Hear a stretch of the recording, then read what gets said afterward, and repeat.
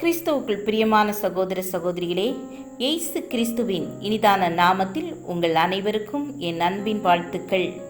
2024ஆம் ஆண்டை நாம் கடந்து 2025ஆம் ஆண்டிற்குள் நாம் காலடி எடுத்து வைத்துள்ளோம். கடந்த ஆண்டு முழுவதும் நம்மை கண்மணி போல பாதுகாத்து இந்த புதிய ஆண்டை காண செய்த தேவனுக்கு நாம் ஸ்தோத்திரம் செலுத்துவோம். இயேசு கிறிஸ்துவின் நாமத்தில் உங்கள் அனைவருக்கும் என் இனிய புத்தாண்டு வாழ்த்துதல்களை தெரிவித்துக் கொள்கிறேன். இன்றைய தினம் உங்களுக்காக கொடுக்கப்பட்ட வேத வசனம் சகரியா 9ஆம் அதிகாரம் 12ஆம் வசனம். ரெட்டிப்பான நன்மையை தருவேன், இன்றைக்கே தருவேன். ரெட்டிப்பான நன்மையை தருவேன், இன்றைக்கே தருவேன். இந்த ஆண்டு ரெட்டிப்பான நன்மைகளை தருவேன் என்கிற வாக்குறுதியை சொந்தமாக்கி கொண்டு உற்சாகமாக எழுந்திருங்கள். என் பிள்ளையின் படிப்பு நாளுக்கு நாள் வங்கி கொண்டிருக்கிறது. அநேக கஷ்டங்களை அடைந்து விட்டோம். இதன் நிமித்தமாக சரீரத்தில் ஏற்பட்ட பலவீனம் என்ன?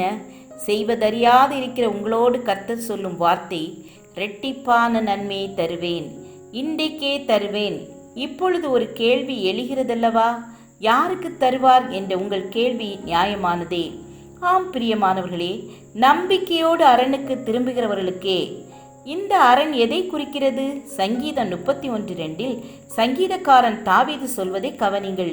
உமது செவியை எனக்கு சாய்த்து சீக்கிரமாய் என்னை தப்புவியும்.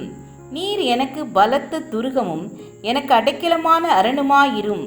ஆம், நம்முடைய கர்த்தர்தான் நமக்கு பலத்த துருகம், அடைக்கலம் மற்றும் அரண்.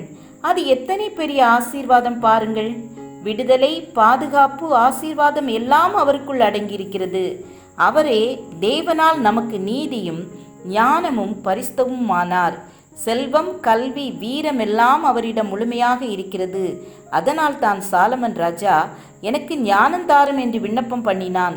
கர்த்தர் அவன் கேளாத செல்வத்தையும் ஞானத்தையும் அளவில்லாமல் கொடுத்தார்.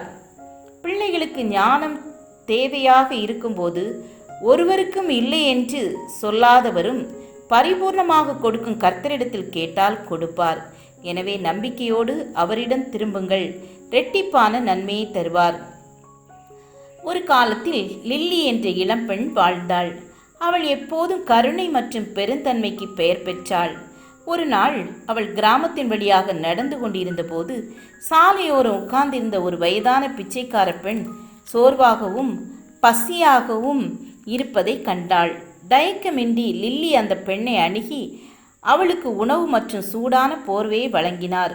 பிச்சைக்கார பெண் லில்லியின் தாராள இதயத்தின் காரணமாக இரட்டை ஆசீர்வாதத்தை பெறுவதாக சொன்னாள்.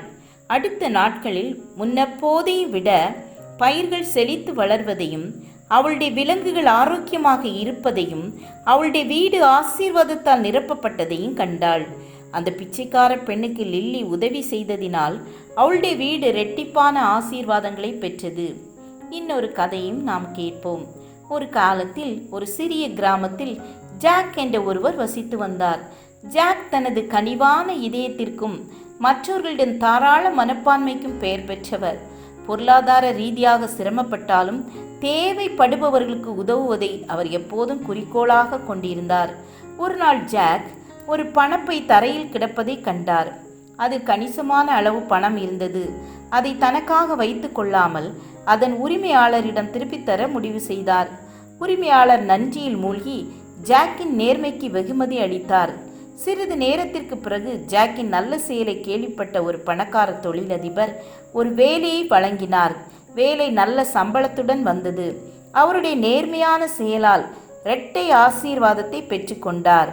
அவருடைய நேர்மையான செயல் கிராமத்தில் மற்றவர்களின் மரியாதையும் நம்பிக்கையும் பெற்று கொடுத்தது. ஆம், என கண்பானவர்களே, நாமும் இந்த லில்லியை போல கொடுக்கிறவர்களாக காணப்படுவோம்.